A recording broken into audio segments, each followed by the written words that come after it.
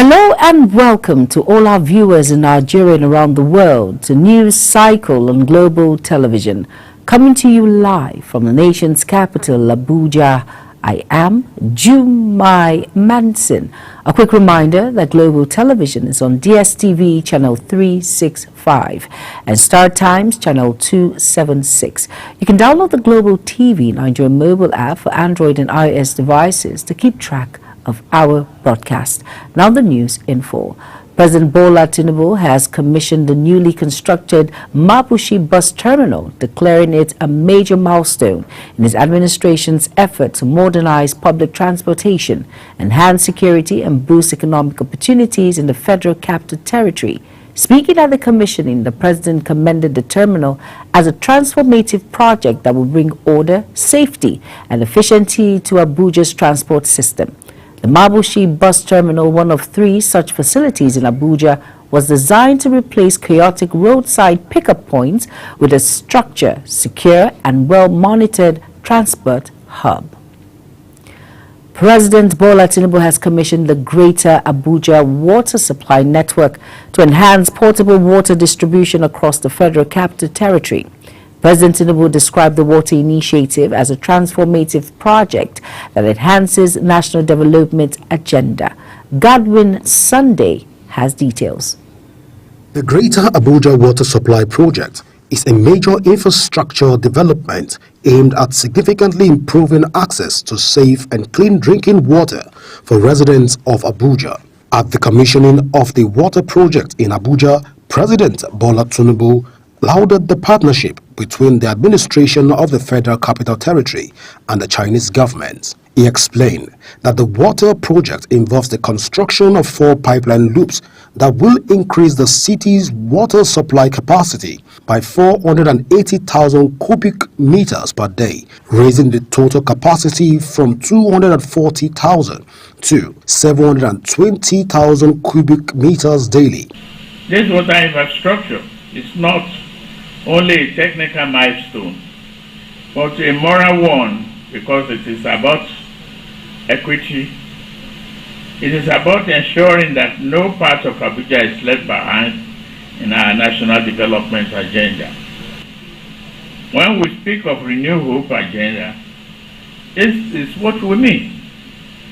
Tangible, people-focused projects that improve the daily lives of ordinary Nigerians. Water to drink, to clean, to grow, to build. That is the real project.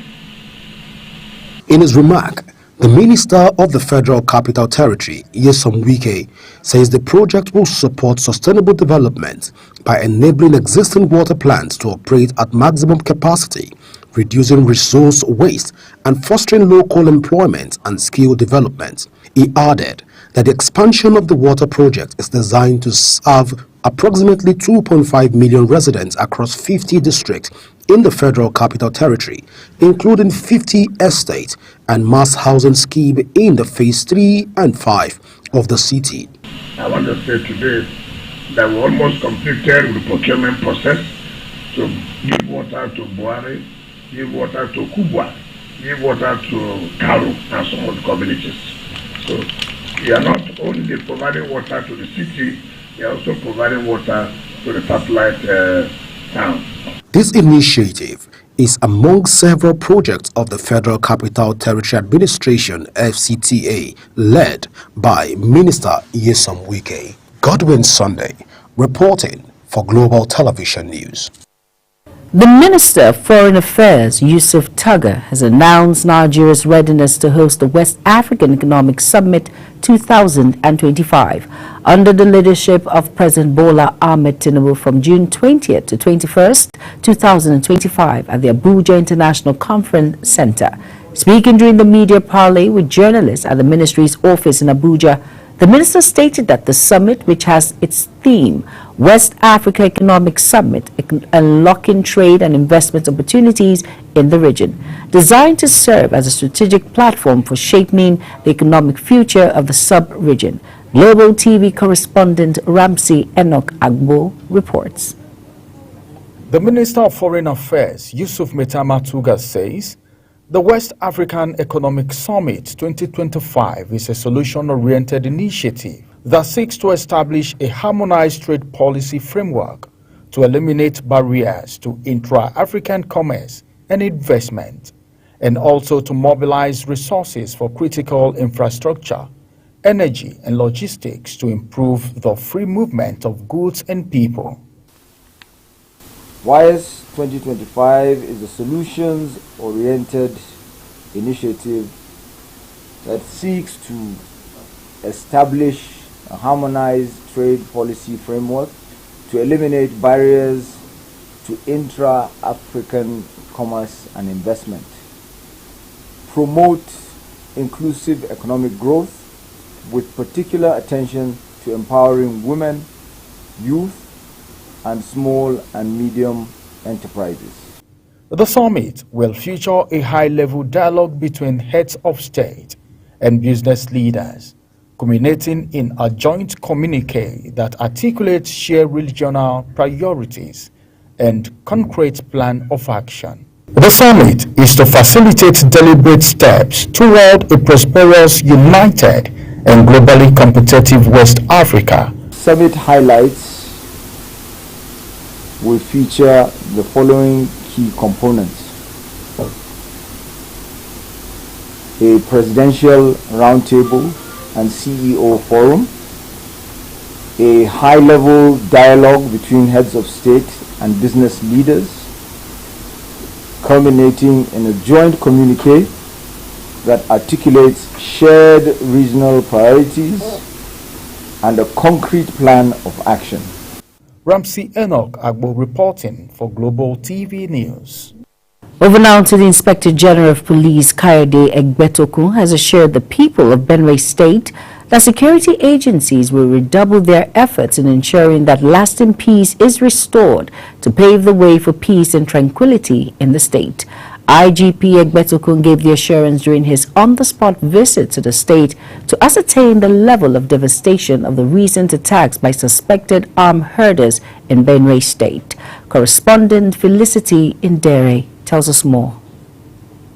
The visit of the Inspector General of Police, IGP Kayode Egbetokun, and the Chief of Defense Staff, General Musa Christopher, and their delegation is to commiserate with people of Benue State over recent suspected armed herders attacks that claimed dozens of lives, and to have a first-hand assessment of the damage left behind by the attackers.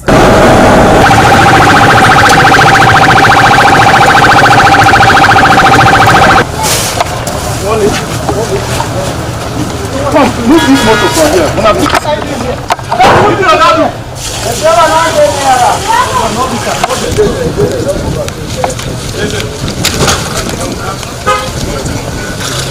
Yusuf.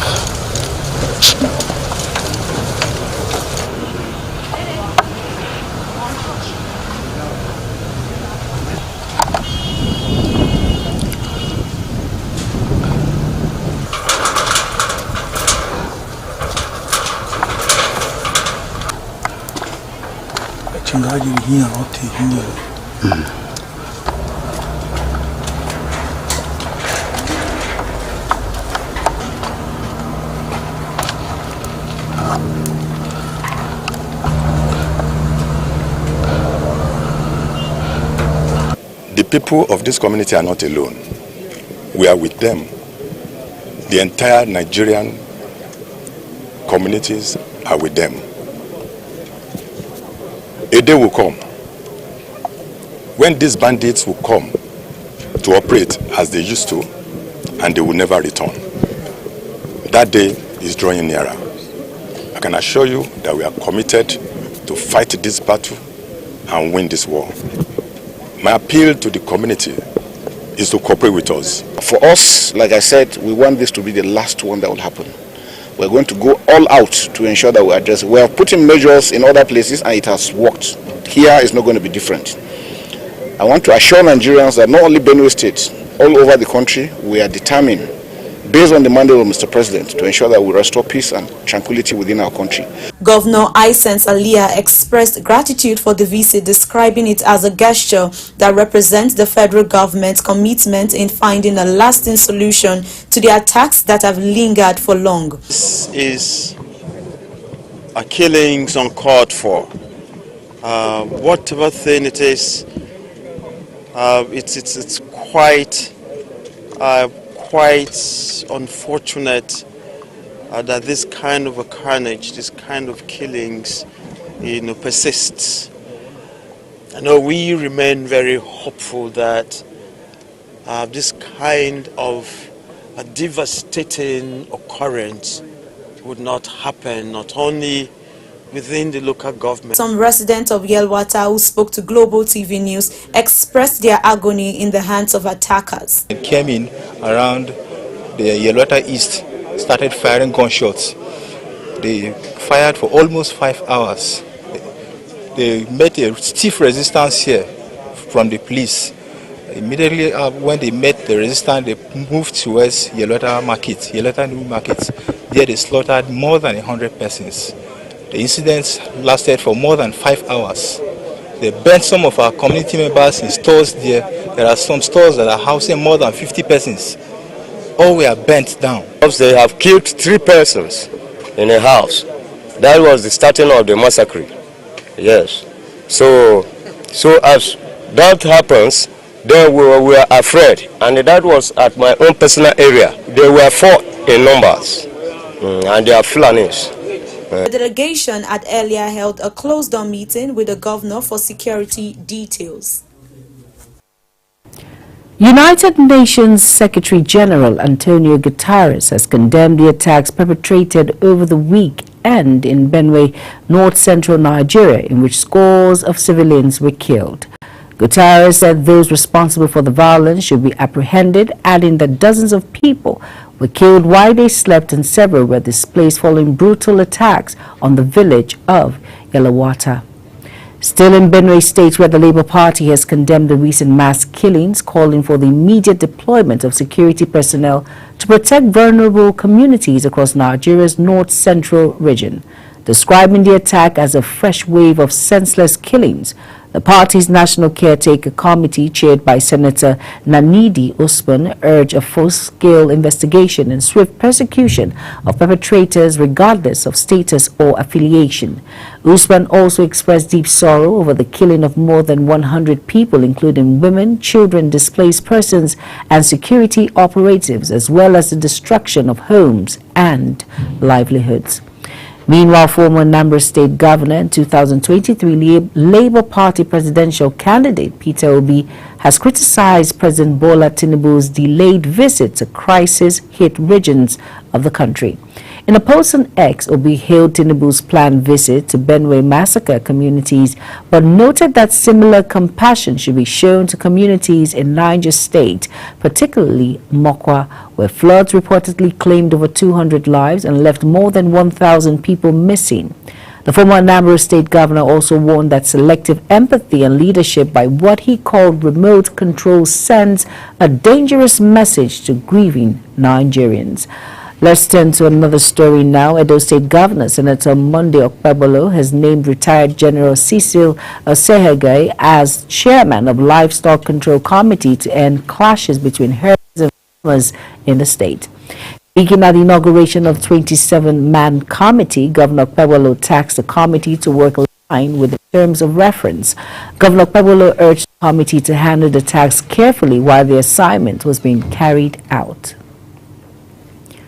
The Corporate Affairs Commission, CAC, has announced a fresh review of its service fee, which will take effect from August 1st, 2025.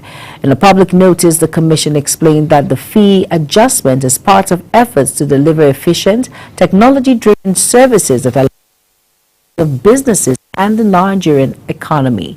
CAC that stated the decision was taken after a thorough assessment of current economic conditions, rise in operational expenses, and consultations and key stakeholders.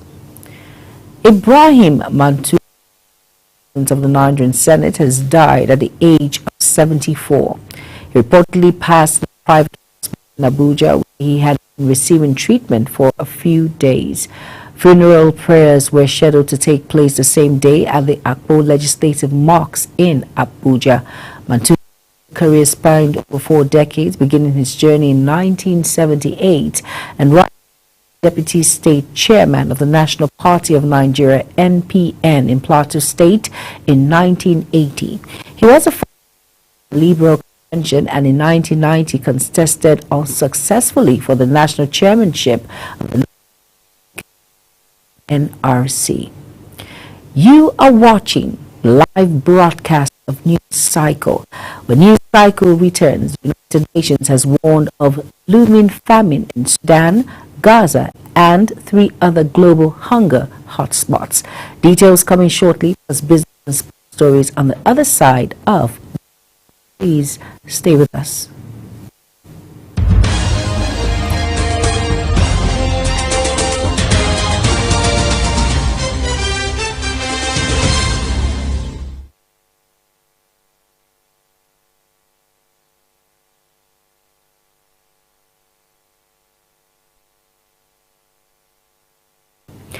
You're welcome back, and if you're just tuning in, this is News Cycle on Global Television. Thank you for staying with us. In business now, the president of the Petroleum and Natural Gas Senior Staff Association of Nigeria, Festus Osifo, has called on the federal government to investigate the shutting down of Port Harcourt and Warri refineries few months after they resumed operations. The association's president stated this while addressing journalists on critical issues impacting the nation's oil and gas sector. Over now to Godwin Sunday. The President, Petroleum and Natural Gas Senior Staff Association of Nigeria, Comrade Festus Osifo, called on the federal government to urgently rehabilitate Nigeria's 4 national refineries and consider investing majority shares to the private sector, adopting a model similar to the Nigerian Liquefied Natural Gas, NLNG. We are calling on government and the handlers of the refineries, the management of NMTC Limited, to look at the full scope of the refinery, to look at the operational model of the refinery, and to yield to the time-tested call that we have made in Pengassan.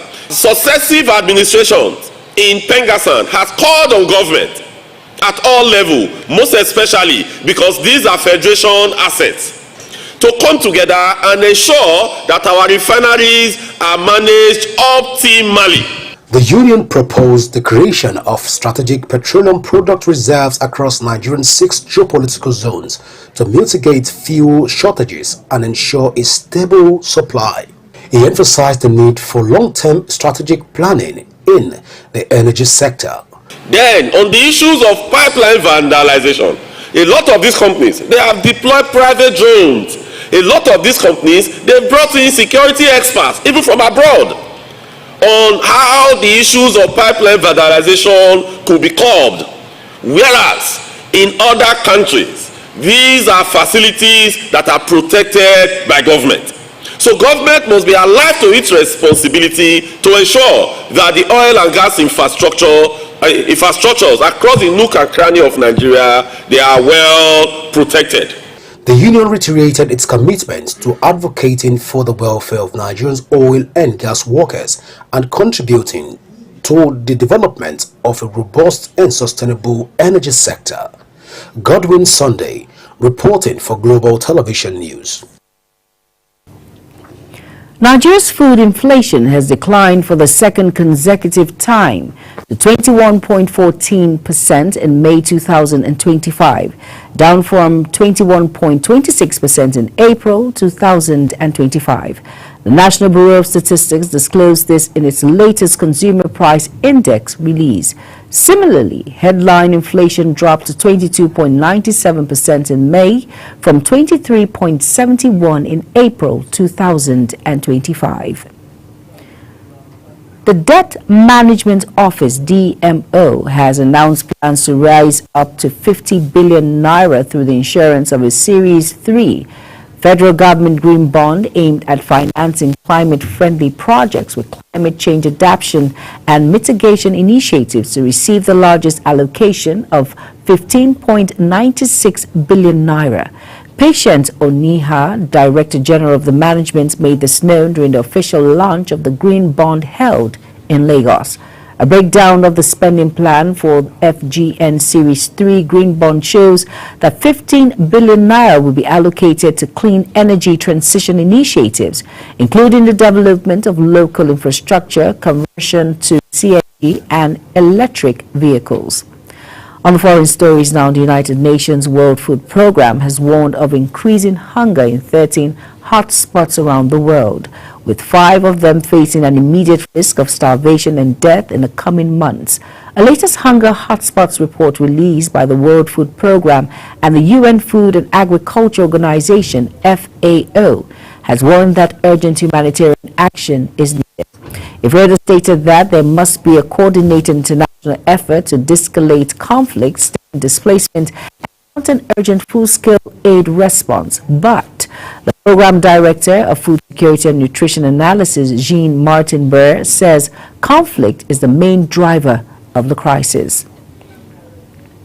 Ukraine officials says at least 15 people have been killed and dozens more wounded in Russian strike on the Ukrainian capital Kyiv. Ukraine's Interior Minister Ihor Kamarko said a total of 440 drones and 32 missiles have been launched at the country. The attack overnight into early morning hours was one of the largest bombardments on Kyiv since the beginning of the full-scale invasion more than 3 years ago. And in sports stories now, Chairman of the Nigerian Premier Football League, NPFL, Gbenga Eleoleye, says the league body is in search of sponsors for the procurement of video assistance referee, FAR, machines for the Nigerian top flight. He said this while addressing the media during an end-of-season parley in Abuja. The introduction of the VAR has usually come to the fore in the NFL, no thanks to some questionable officiating which has marred the image of the league. Following the Nigerian Premier Football League NPFL directives on Felicity's upgrade, the Lafayette City Stadium will undergo a major upgrade ahead of the 2025-26 season. The stadium is the home ground of Nigerian Premier Football League NPFL side Nasarawa United. Galatasaray will contact Newcastle United for their star striker Alexander Isak if they fail to sign Victor Osimhen on a permanent transfer. This was disclosed by the sports presenter Vulcan Clegg in a post on X, where he also admitted that the possibility of Galatasaray leading Isak won't be easy. Now that's it on Global TV News Cycle.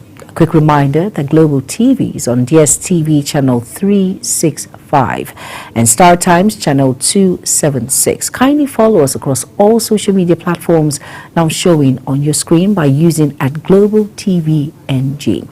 You can download the Global TV Nigeria mobile app for Android and iOS devices to keep track of our broadcast.